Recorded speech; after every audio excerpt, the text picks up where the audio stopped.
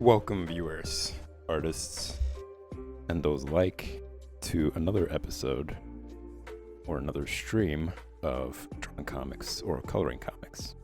Jumbled it all up. I'm your host. I will be coloring John Buscema's Conan the Barbarian. I might be doing something different today. I will be, instead of coloring with colors, I am going to be inking previous panels. So let's just jump in. For those of you just tuning in, and this is your first episode, this is Conan the Barbarian, and the artist is legendary John Buscema. I highly recommend, if you've never heard of John Buscema, if this is your first stream, to check out the first episode. I have a 5-minute reel talking about who John Buscema was, what his journey was like. I also show you guys like some non-mainstream sketches, more examples of his work, and just give you a brief overview of how legendary and amazing this artist is. I'm learning from him, I'm admiring his work, I'm reading his work, all those things, and I'm taking you guys along for the process. I will be inking these panels right here using this really great brush pen. I can't speak highly enough of it. You just fill it up.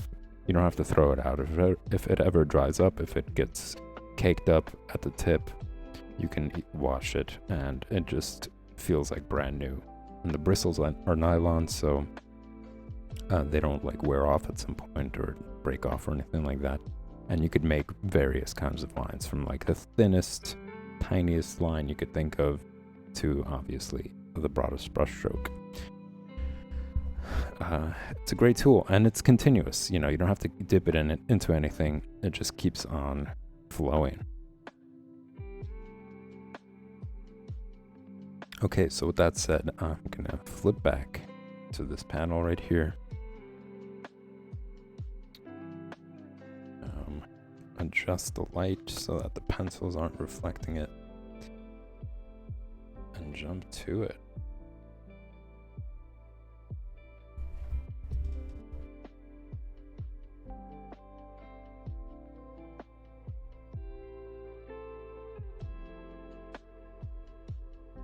It is its own technique, and that's one of the reasons why I want to do it on a stream, is because there's a learning curve for it, and a lot of it has to do with something that's favorable to other mediums as well. Like if you are watercoloring, even if you're penciling, the idea of keeping it light. This is permanent, so if you make a mistake, you have to bring out the white out.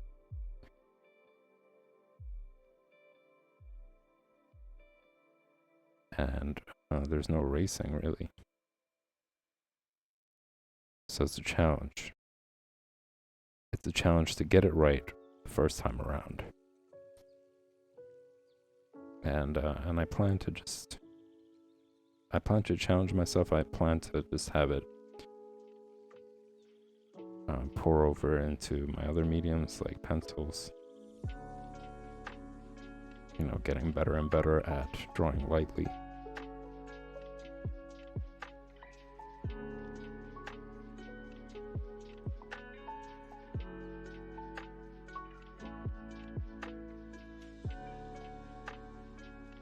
And I also want to bring out these panels.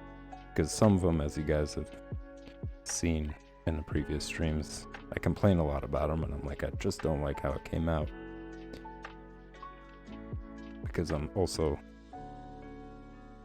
trying to improve my technique with watercolors. So lots of self-criticism there. And I feel like if I do some inking,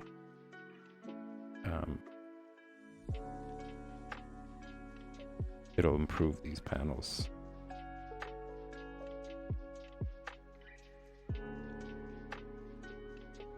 And so far, it's proving to be the case. I kind of like how this is turning out.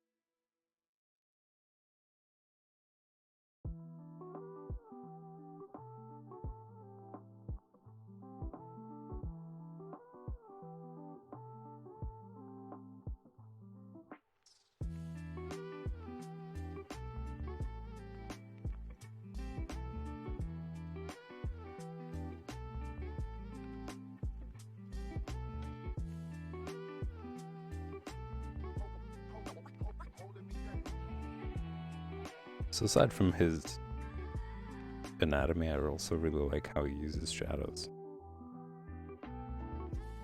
Aside from pretty much a lot of the things that I enjoy about his work, yeah, he really is.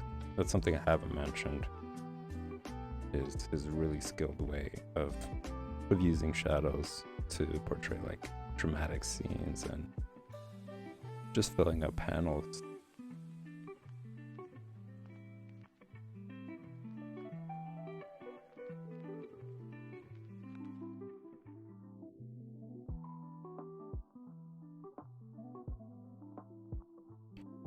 Like Eduardo Risso was excellent at doing that as well. I really like that about his work. I actually noticed that a lot more, is that he uses shadows in a lot of his panel work to demonstrate like dramatic scenes and just to add more to the panels. Just his composition, his panel composition.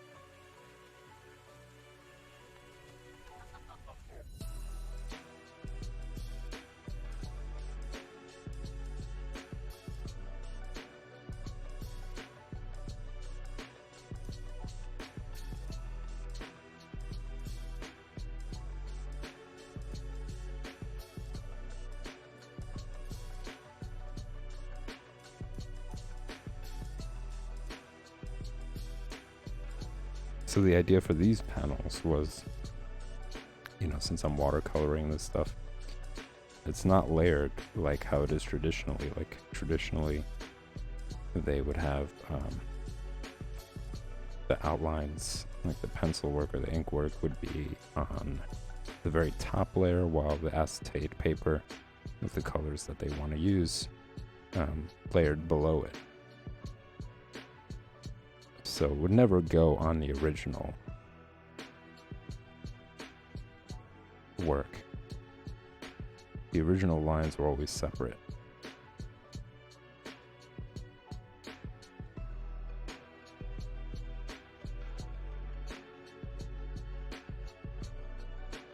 whereas I'm doing it on the original lines, and it covers up, like, if I'm not using, if I do it over inks,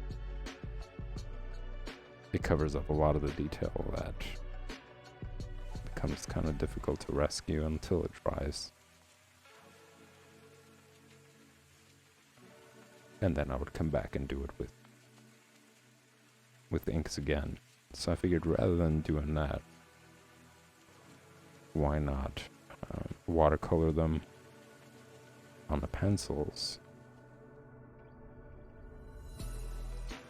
in hopes of, like, also learning to draw really lightly, or rather color with opaqueness to the watercolors, and then come back and just use the inks then, and having to do it like twice, ink twice.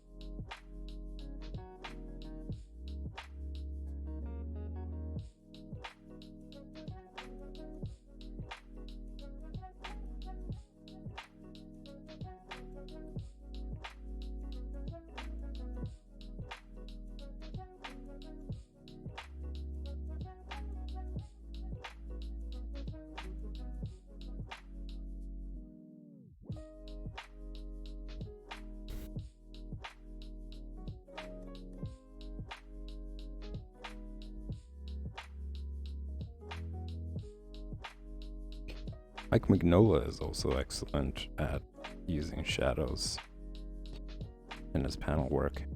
If you guys are not familiar with Mike Mignola, he does Hellboy comics.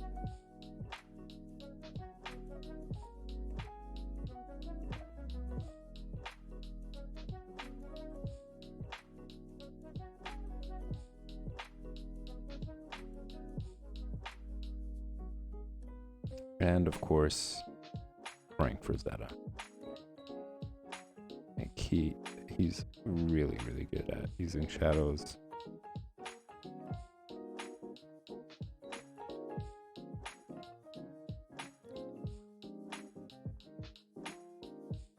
So much so that his work, if you look at it, a lot of it is shaped by, like, the figures, what they look like. It's shaped by shadows. And if you guys aren't familiar with Frank Miller, he created Sin City.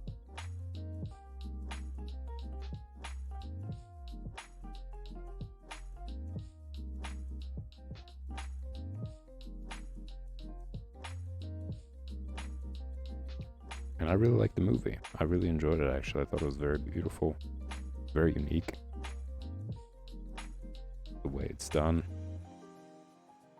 and how they were able to capture that style of using shadows for most of the scenes.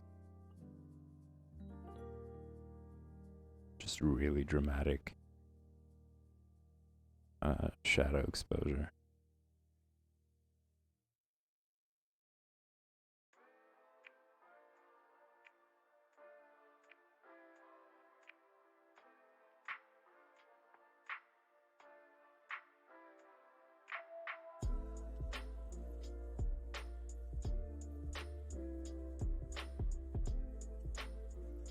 And I forget if they had 3 movies or if it was 2. But they were all great. I really enjoyed watching them.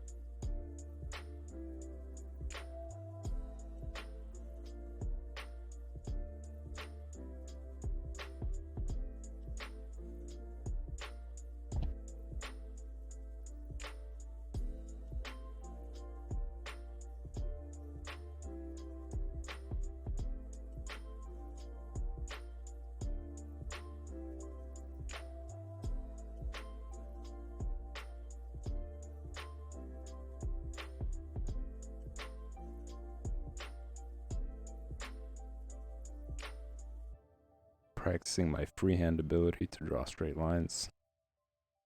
I saw recently on Instagram somebody who was just so accurate. It was ridiculous. It was almost like they were using a ruler. Like they were so good at making straight lines. It was as exact as a ruler.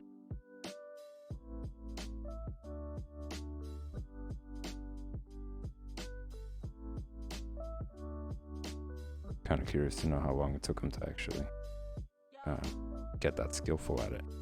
There's another method that you could do with brushes, and I'll show you guys that right now. You lift up the ruler, and you rest the pen on the ruler.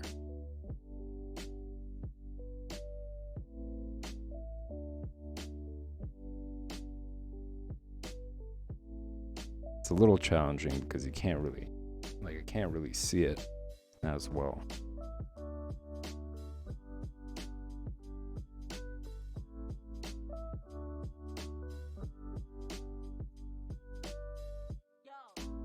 And you get a pretty straight line. With enough practice, it becomes pretty easy.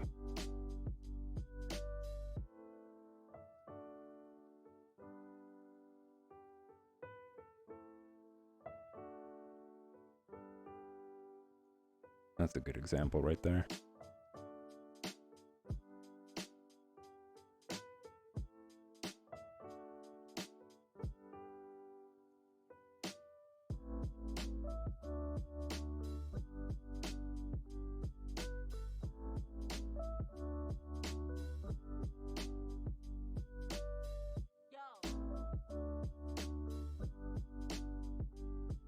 I'm going to try to do the same thing here.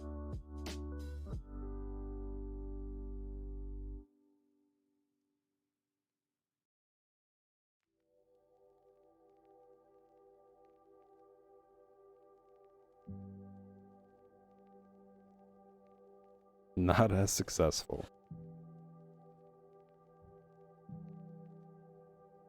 But it's a learning curve. You could just use a micron and a ruler instead, but I like this challenge.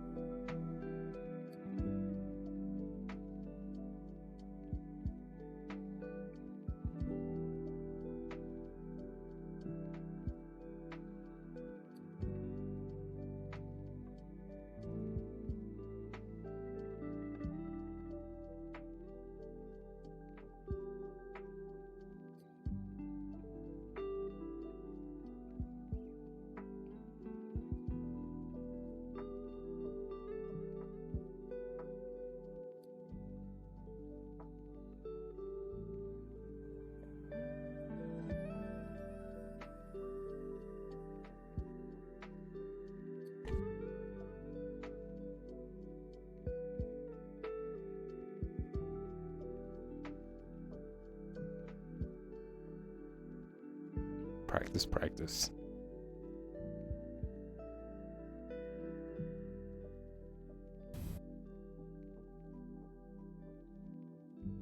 this is actually going to give me a chance to fix these bushes to some extent. Like, I'm wondering if whether I should just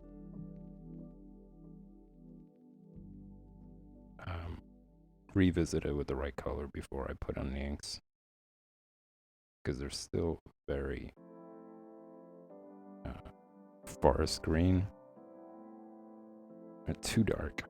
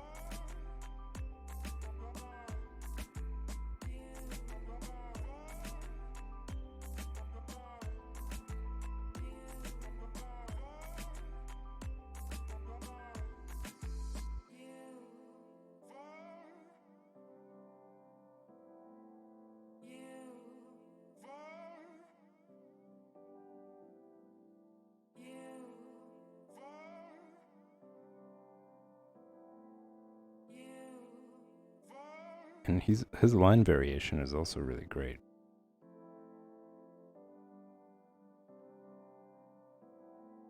Like, it's not just one thickness or one thinness.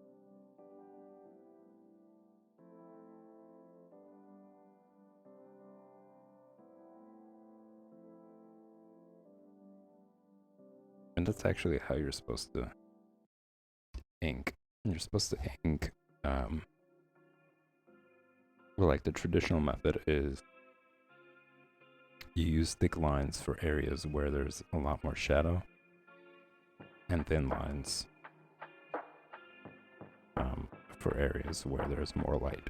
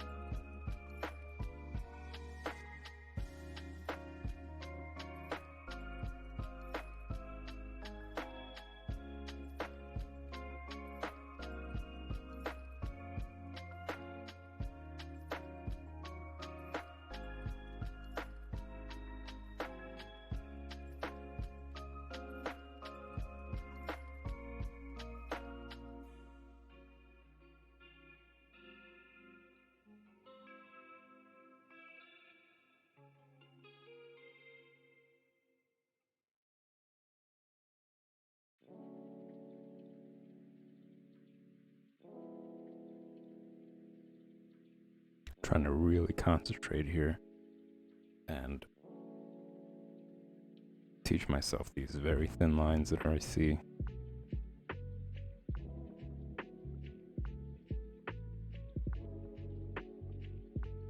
I don't want to just win through all this. This is what it's about. This whole process is just learning all these different things while getting faster and better at them. Not really so much about the results.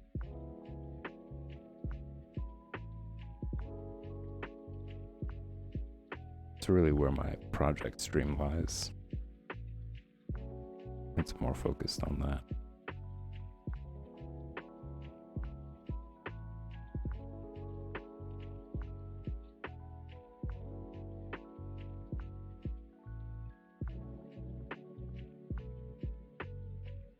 I'm glad that I'm working on this panel. I just would like to try to revive it. Could have done so much better color-wise.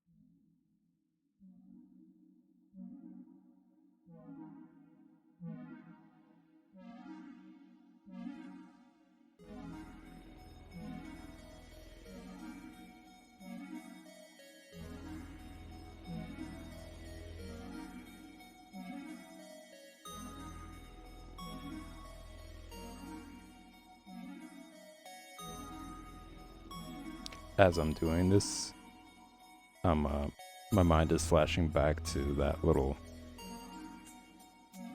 bit about John Buscema just like raging out. Well, not really raging out, but not liking what inkers were doing with his work. And just paying attention to these like tiny little lines. The variation on these lines, I could see why he minded that so much. Because he has very specific ways of inking certain parts.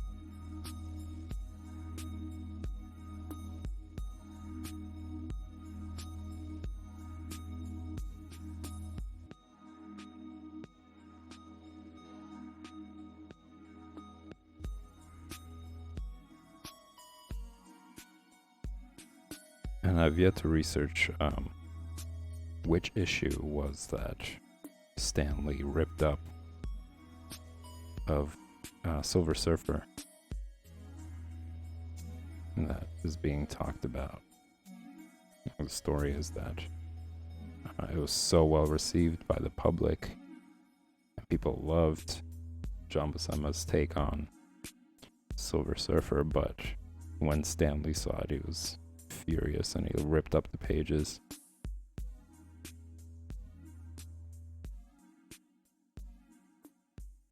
And then later on in their career together, at some point, Stan Lee called up and said it was like the best thing that John Buscema has done.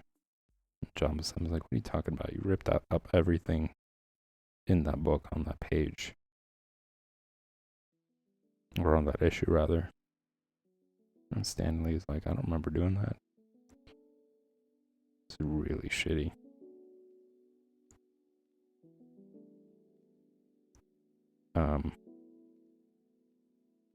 But I have to research which issue it was, and I also want to share with you guys the Silver Surfer episodes. issues, just so you guys could see how well done it was.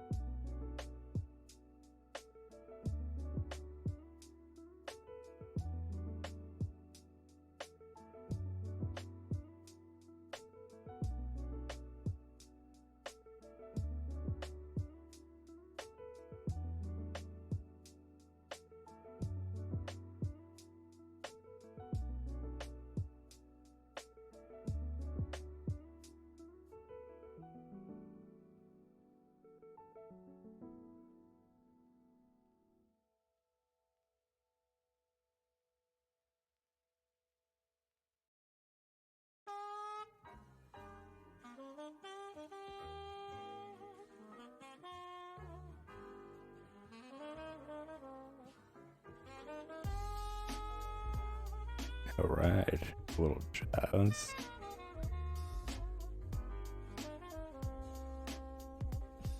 I'm digging this.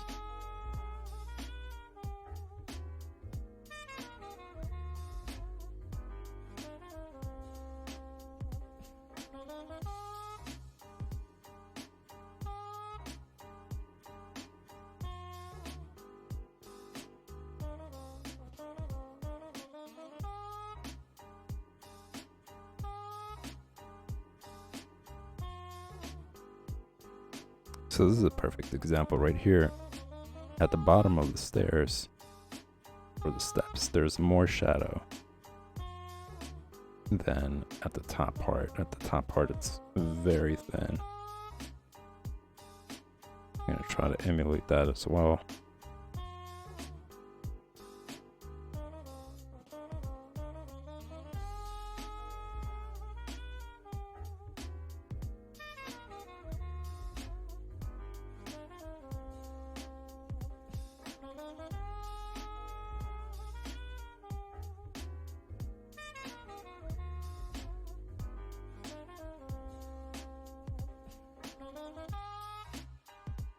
I think that's also a really important part about drawing digitally as well, is noticing your line variation, because sometimes it's a little bit too stark of a difference. Like, I've noticed that when people are inking their own work and they're not really paying attention to it, you have places where there's like extremely thick lines, like on the outside of the body, or like the outline of the body. And then everything else is like really thin, tiny little details. And that stark difference really doesn't look good.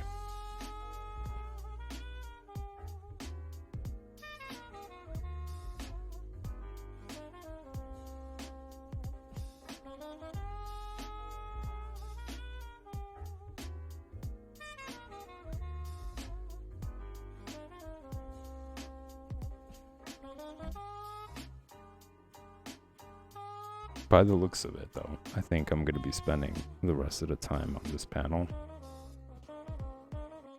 Just because there's like so much little detail.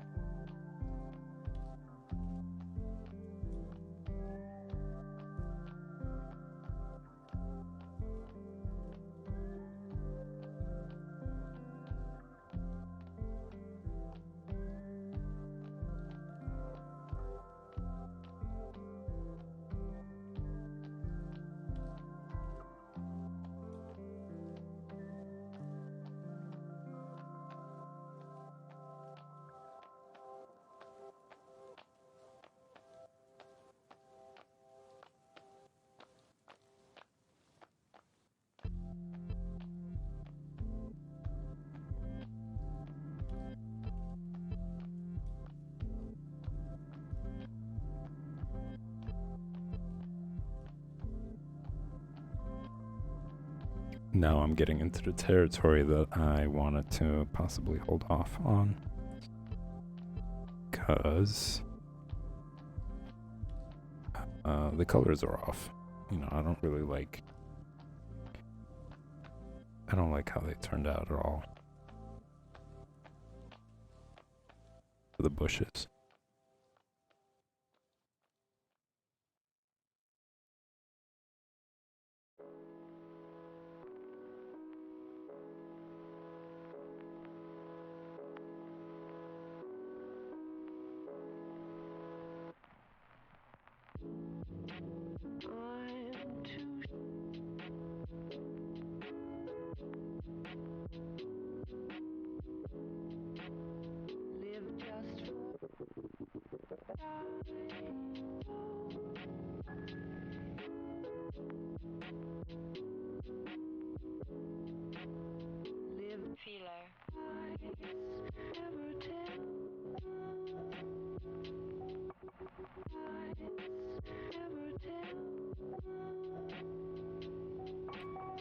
But working on this branch right here, I don't think it's actually going to do any harm.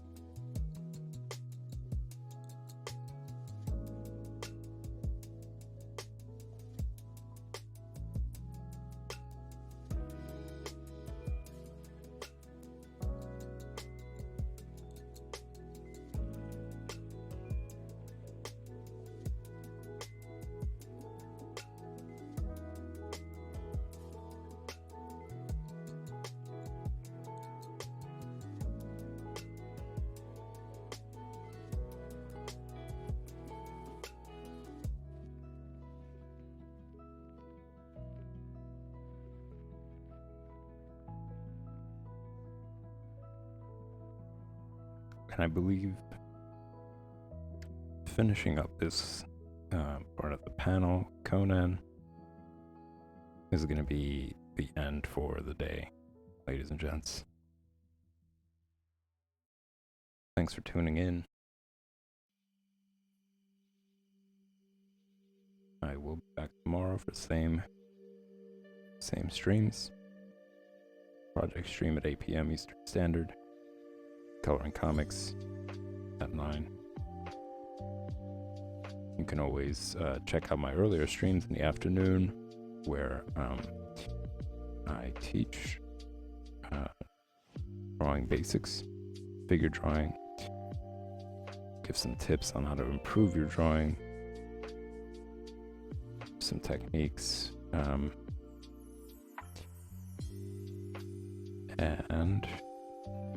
draw comics at 4 p.m. Eastern Standard, which is John Buscema's work. So the goal is to pretty much draw the entire comic book from page to page, while learning all these different things like inking, getting better and faster at inking, coloring using watercolor or color pencils, which I will be back doing tomorrow.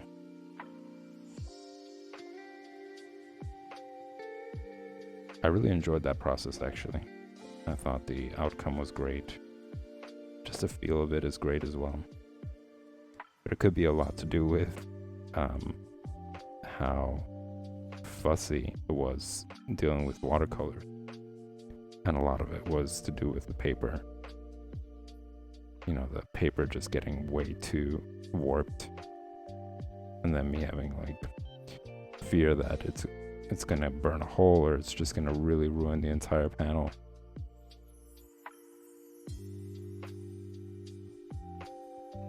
I think best results would be drawing the panels out on watercolor paper and seeing what the results of that are.